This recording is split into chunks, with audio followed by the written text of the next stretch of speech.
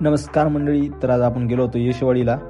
तर आपल्या मित्रासोबत, म्हणजे आपला भाऊच होता तो, पण बघू शकता मग हे दोघं पण आले होते. तर आज झालं काय माहिती का येशवाडीला, तर एक घडला आपल्यासोबत एक स्कॅम. तुम्हाला सांगतो बघा, तर तुम्ही ऐका. तर मग जाताना आम्ही आधी गेलो गाणे म्हणत, मग काय पोहोचलो रस्त्याने येशवाडीला.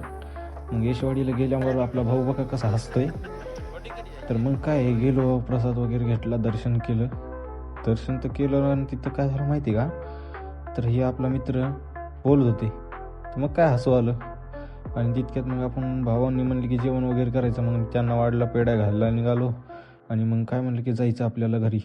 तर मग थोडंसं गेलो याच्यामध्ये, मग घेतलं पेट्रोल टाकायला. मग गेलो आपण पेट्रोल टाकायला.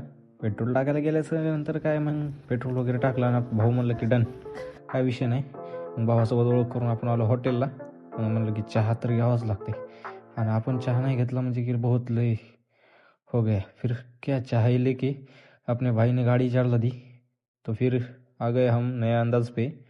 तर भाऊ म्हणला मग काय विषय नाही, मी घेणार गाडी. तर मग म्हणलं घे म्हणलं. तर मग भाऊला फ्लेक्स मारत होता. तर मग विषय का, आपला भाऊ येतो. मग म्हणलं टिफिन आणायचं आहे आपल्याला, घे ऑफिसला. मग ऑफिसवरून निघालो आम्ही. तर इकडे चालू होती गर्दी.